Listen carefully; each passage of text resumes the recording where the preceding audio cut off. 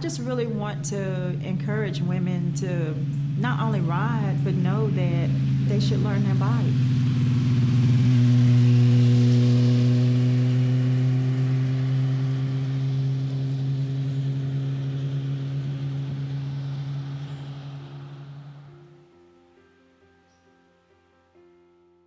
Oh my gosh. I got to tell you this story. It started in May of 1989. I was in high school, and my cousin, she invited me to go to a bike rally. It was so amazing. I had never been around motorcycles like that before. And her boyfriend, now husband, he had a 1989 Kawasaki ZX7, and he let me sit on it. Oh my gosh, it kind of like, boof, went from there. And I got my first bike in 2004, but I was riding way before 2004. My husband had a 1992 Suzuki GSXR 1100. They don't make those anymore, but they were bad bikes back in the day. You know, I told him, I was like, I want to learn how to ride a bike. And he was like, okay. He's like, I'm going to show you. He let me ride the bike, and he was on the back, and he kind of told me what to do. And from there, you know, it just motivated me to want to do it even more. But that was like in the mid to late 90s with being a mom, you know, and being married. I couldn't, you know, just go out and get me a bike at that time. So my husband taught me how to ride, and from there, it was just Bike City, baby. So the first time I rode by myself, my husband told me, can you ride up to the stop sign in our neighborhood? The stop sign was literally nowhere from the house, but I said, yeah, I'll ride to the stop sign. So I'm doing maybe about 20 miles an hour, and I get to the stop sign. I was like, man, if this feels good, I wonder how it feels to go faster. So I get to the stop sign, I hang a left, and my husband is like, well, maybe she's just gonna turn around. I kept going. And I got on the main road and got some speed up, and it was such a feeling of freedom, and it just felt so good to have the wind pressing up against your skin. And actually, I feel like that every time I ride. So that feeling just didn't stop in that moment. It's kind of hard to explain, but it's just, you just feel like you're on the top of the world, and you just feel like whatever that's bothering you in the moment, things in life, oh my gosh, when you get on a bike, whew, baby, it's gone. For real, real. Can I start with how it all came about? I went riding. I was like over an hour away from home, and it was getting dark, and my bike broke down. And I knew my husband was at the drag strip, and I had to call him. I just had to suck it up and like, hey, you know, babe, I'm stranded. Can you help me? And I felt bad because he had to leave his hobby to come get me. So he came and picked me up. He fixed my bike. And from there, it was kind of like, you know, it was that little seed was being planted as, you know, hey, you know, if you didn't have to call him, this is something that you could have troubleshooted yourself. I ended up meeting a lady rider. Shout out to Robin. That's my girl. We were riding and her bike messed up. And she just kept saying, you know, first I was saying, hey, I'm so sorry that your bike is messed up. Like, what are we going to do? And she was like, you know, I think it could be this, or I think it could be that. And I was like, wow, you know about your bike? Like, that is so stinking cool. Like, that is awesome, girl. She's like, you don't know, like, you know, things that are going on your bike. And I said, you know, I've been riding for a very long time.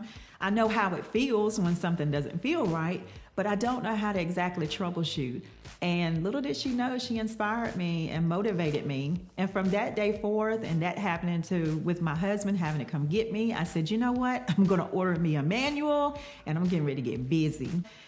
As I was reading it, I decided, you know what? I've seen some of these parts. They stick out on the side of the bike outside the fairing. And I said, well, let me just kind of like look at the manual and go to the bike and kind of look at those parts and compare it to what I'm seeing in the manual. And so after I done that, it's kind of basically me just jumping on my bike and just hoping something would break. Just so I can fix it. And so when things started happening, I started learning to troubleshoot. And for example, I was riding with a group of friends and my bike just kept losing fuel pressure. And I told my friends, I was like, hey, I can't keep up with y'all because every time I go hard on the throttle, she kind of hesitates, and I think it's something going on with my fuel pump. So anyway, what ended up happening, I left my friends, I brought my bike home, I got my manual, and I said, you know what? I can do this. I can do this. And I learned the hands-on, not only from my manual, but also kind of talking things through with my husband because he knows about bikes and he works on them as well. And also from YouTube, there is a channel that I love to watch. It's Partzilla.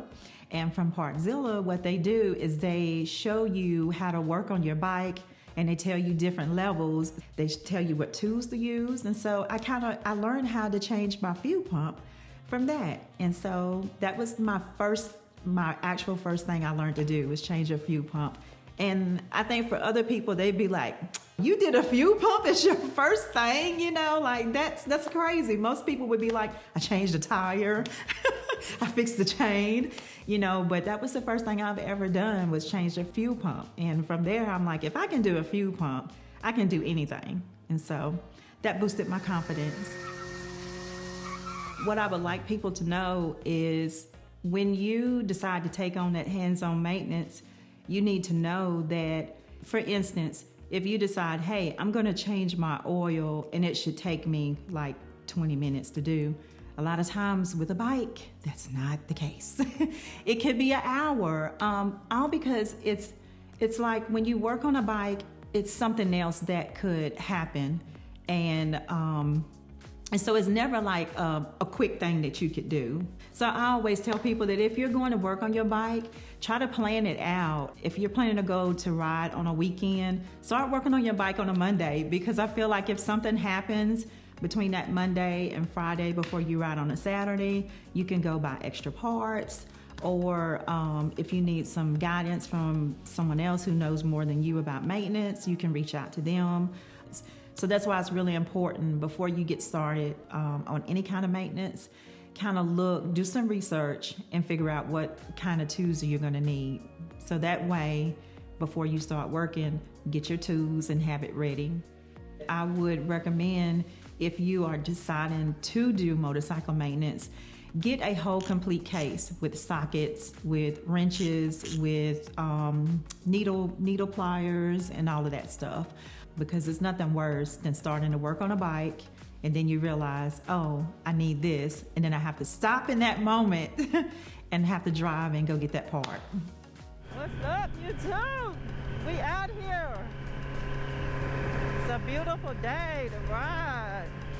I just really want to encourage women to not only ride, but know that they should learn their bike. Because at the end of the day, if you can learn basic maintenance, if something happens to your bike, you can fix that versus taking it to a shop and your bike sitting for 2 weeks. That's 2 weeks in a summer that you have to not ride with your friends, that you're not able to take your adventures. And so that's another reason why I got into maintenance, because I have no patience at all to wait for a shop to fix my bike. On my YouTube channel, I hope to inspire older women that have always dreamed of riding a motorcycle but never took that leap of faith to do it, because we have jobs, we're working, you know, we're mothers, we're wives, and so a lot of times our dreams can kind of be put on hold because we're waiting for our kids to grow up, and you know, we're waiting to get to a certain status in our careers. So I just want my channel to inspire and encourage women, and also motivate them to step out of their comfort zones and know that if I can work on a motorcycle, they can work on a motorcycle. Not saying that it's easy, but if you have patience and motivation and have a lot of faith in yourself, you can do it. And you're never too old to learn.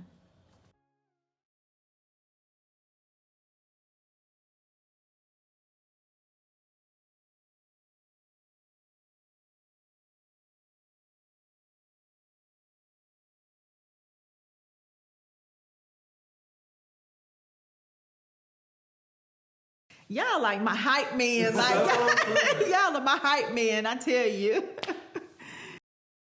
I said, damn, though. We can figure it out. Okay. Okay, I'm sorry. I try not to cuss no more. I'm sorry. I didn't mean to say that. I just got excited. You can clip that, right?